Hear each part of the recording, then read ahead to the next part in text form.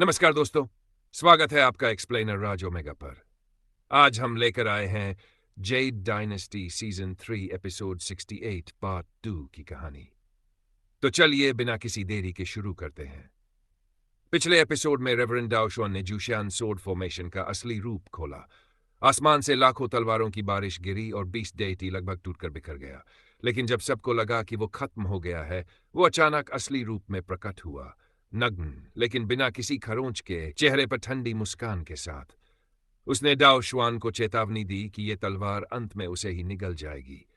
लेकिन डाओ शुआन ने उसकी बात को नकारते हुए और भी प्रचंड हमले की तैयारी की। अब देखते हैं एपिसोड 68 पार्ट 2 में इस महायुद्ध का अगला खतरनाक पड़ाव। अब आगे बीस्टिटी की आंखों में आग जैसी चमक नाच उठी। वो व्यंग्य से मुस्कुराया और गरजा, ठीक है, आज तुम्हें दिखाता हूं हमारे दक्षिणी जादू की असली ताकत। उसके कहते ही उसकी गोरी त्वचा पर काला धुआं फैल गया। पलक झपकते ही उसका पूरा शरीर स्याही जैसा काला हो गया। लेकिन असली डरावनी चीज तो अब शुरू हुई। उसकी त्वचा के नीचे अजीब ढंग से कंपन होने लगा। छोटे छोटे जीवित उभार उठे, मानो कुछ अंदर से बाहर निकलने को तड़प रहा हो। हर उभार कांप रहा था, जैसे हजारों कीड़े एक साथ रेंग रहे हों। तभी दूर कहीं असीम वीराने में एक अजीब सी गूंज उठी, डोंग डोंग, मानो धरती का दिल धड़क रहा हो। धीरे धीरे आसमान का रंग बदलने लगा। जुशियन तलवार गठन के बाहर अनगिनत दूरी पर काले बादल हर दिशा से उमड़ने लगे।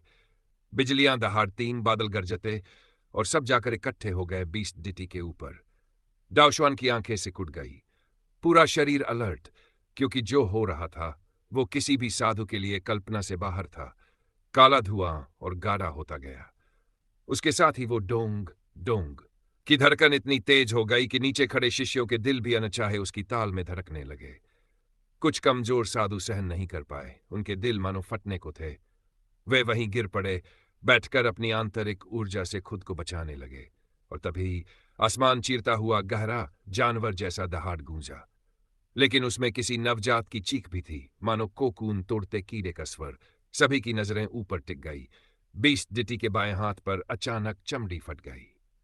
उसके अंदर से धीरे धीरे एक नई भुजा बाहर आई। उंगलियां, पंजे और हड्डियां इतनी मजबूत मानो पत्थर हो। ये नई बांह उसके असली हाथ से कहीं ज्यादा बड़ी और ताकतवर थी। लेकिन ये तो बस शुरुआत थी। उसके पूरे शरीर पर ऐसे ही धमाके होने लगे। हर हिस्से से नई नई भयानक अंग निकलने लगे। छाती फटी, नए सिर उभर आए, पीठ फटी, भुजाएं निकल आईं। हर फटना, हर बदलाव इतना घिनौना था कि देखने वाले के रोंगटे खड़े हो गए। टोंगटियन पीक पर खड़े हजारों शिष्य दंग रह गए। सदमे से उनकी आंखें फटी ही की फटी रह गई। इतना भयानक जादू, इतनी विकृत कला किसी प्राचीन ग्रंथ में, किसी इतिहास में कभी दर्ज नहीं हुई थी। दाओशुआन तक ने एक लंबी सांस खींची। उसकी आंखों में भय की झलक चमकी, क्योंकि उसके सामने जो खड़ा था वो अब कोई युवा दानव नहीं रहा। वो अब बदल चुका था। 1000 हाथों और 100 सिरों वाला महादानव, जिसकी ऊंचाई थी 10 छांग, आसमान छूता हुआ, सीधे जुशियन तलवार गठन का सामना करता हुआ। और इस सब के बीच पीछे स्थित इल्यूसरी मून केव से उठता हुआ वो बैंगनी स्तंभ अब भी स्थिर था। मानो ये सब होने के बावजूद उसका दिव्य प्रकाश अविचल खड़ा हो, पावन, गंभीर और अडिग। आसमान में उस वक्त आधा से ज्यादा आकाश ढक चुका था ज्यान सोर्ड फॉर्मेशन। दूर से भी उसकी लहराती दिव्य शक्ति को गोस्टली और लिंजिंग साफ महसूस कर सकते थे। हवा कांप रही थी, मानो पूरा आकाश किसी प्राचीन देवता की शक्ति से भर गया हो। लिंजिंग यू ने कांपती ड्रैगन स्लेयर सोर्ड को कसकर थामा। उसकी आंखें आसमान पर टिक गई। वो नजारा इतना भव्य था कि उसके दिल में हलचल होने लगी। अभी कुछ पल पहले वो और गोस्टली एक दूसरे की जान लेने पर उतारू थे, लेकिन इस अद्भुत दृश्य ने दोनों को वहीं रोक दिया। सन्नाटा छा गया। दूर कहीं से हवा बहती हुई आई। गोस्टली की आंखें आकाश पर टिकी रही, उस दिव्य और आत्मा को झकझोर देने वाले दृश्य पर। और तभी वो ध्वनि कानों में गूंजी, डिंग डिंग, मानो वर्षों पुराने विंड चाइम्स की हल्की झंकार।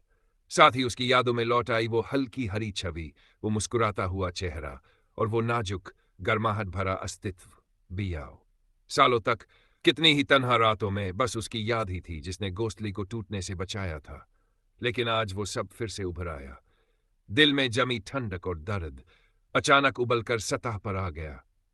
समय अब किसी तेज चाकू जैसा लग रहा था। हर बार उसकी यादों को काटता, हर बार उसके दिल को छलनी करता, लेकिन खून नहीं बहता था। सिर्फ भीतर का दर्द और गुस्सा उमड़ता था। गोस्टली बुदबुदाया। उसका पूरा शरीर कांप उठा। आंखों में उस हजारों तलवारों की रोशनी परावर्तित हुई, मानो ये दृश्य इस धरती का नहीं किसी और दुनिया का हो। और उसकी यादों में वो हरी परछाई फिर से खड़ी थी, जैसे 10 साल पहले खड़ी थी, सबके सामने, कभी पीछे न हटने वाली, कभी पछतावा न करने वाली। अचानक गोस्टली ने सिर उठाकर दहाड़ लगाई। हुआ। उसकी आंखें पूरी तरह खुल गई, मुट्ठियां भींची हुई, गले से एक दबा हुआ गेगे, जैसे उसकी भावनाएं पहचान कर सोल डिवाउरिंग सोर्ड हवा में उठ गई। उसका काला शरीर चमक उठा। उस पर बारीक खून जैसी लाल नसें एक एक करके जलने लगीं।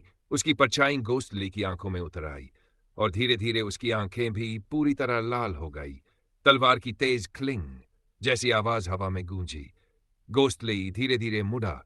उसकी आंखें अब पूरी तरह खून लाल थीं और सामने, चेहरे पर ठंडी मुस्कान और आंखों में तिरस्कार। तुम्हारे लिए अब कोई उम्मीद नहीं बची। मुझे पहले ही समझ जाना चाहिए, तुम पूरी तरह ईवल फैक्शन में गिर चुके हो। आज चिंगयन हिल पर हमारी दोस्ती हमेशा के लिए खत्म। ये कहते ही गोस्टली ने कुछ पल उसे देखा, फिर अचानक उसकी हंसी फूट पड़ी। धीरे धीरे वो हंसी और जंगली हो गई, पूरी तरह से अहंकार और चुनौती से भरी। लिंजिंगयू का गुस्सा अब काबू से बाहर था। उसने तलवार मुद्रा बनाई और तभी ड्रैगन स्लेयर सोर्ड चमक उठा। उसकी जेड ग्रीन रोशनी एक विशाल ड्रैगन की तरह आकाश में घूमी। धड़ाम, तेज हवाएं चलने लगी, उसकी सफेद पोशाक उड़ने लगी। वो मानो धरती पर उतरा कोई देव योद्धा लग रहा था, लेकिन उसकी आंखों में सिर्फ हत्या की आग थी। उसने आसमान से उतरते हुए तलवार चलाई। तलवार की किरण हरी ड्रैगन की तरह सीधा गोस्टली पर टूट पड़ी। धड़ाम, जमीन चटक गई। जहां गोस्टली खड़ा था वहां अब एक गहरा गड्ढा था। पत्थर टुकड़ों में बिखर गए, लेकिन गोस्टली कहीं दिखाई नहीं दिया। वो मानो परछाई की तरह गायब हो गया था।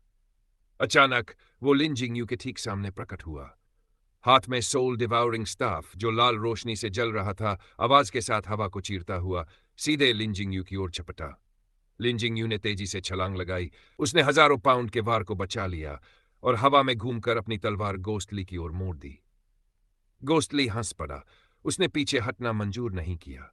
उसकी सोल डिवाउरिंग बिजली की तरह हाथ में वापस आई, सीधे लिंजिंगयू के वार को रोकने। दोनों की नजरें टकराई। वो बचपन के साथी अब जिंदगी और मौत की लड़ाई लड़ने वाले थे। धड़ाम, जैसे धनुष से निकला तीर, दोनों की तलवारें और हथियार आसमान में टकराए। तुरंत ही एक भयंकर तूफान उठा। जहां दोनों खड़े थे वहां से अदृश्य शॉकवेव्स बाहर फटने लगीं। पेड़ उखड़ गए, पत्थर उड़ गए, आसमान कांप उठा। और उस तूफान के बीच दोनों के चेहरों पर एक साथ दर्द की झलक उभरी। एक सुनहरी चमक गोस्टली के चेहरे के पास झिलमिलाई। उनकी लड़ाई की गूंज पहाड़ों और घाटियों से बहुत दूर तक फैल गई। लेकिन उस वक्त जब आसमान में और भी बड़ा युद्ध चल रहा था, कौन उनकी परवाह करता? बस भीड़ में। अचानक लुशेची का दिल कांप उठा। उसकी आंखों के सामने भी वही सुनहरी चमक गुजरी। उसका चेहरा सख्त हो गया। वो दूर क्षितिज की ओर देखने लगी, जहां इन दोनों का घातक युद्ध चल रहा था। आउट्रो दोस्तों, एपिसोड 68 पार्ट 2 यहीं पर खत्म होता है। गोस्टली और लिंजिंगयू की ये भिड़ंत क्या सच में उनकी दोस्ती का अंत साबित होगी? और ऊपर चल रही डाउशवन और बीस्ट डेटी की जंग किस ओर करवट लेगी? इसका जवाब मिलेगा अगले पार्ट में। जुड़े रहिए एक्सप्लेनर राजोमेगा के साथ। लाइक, शेयर और सब्सक्राइब करना ना भूलें।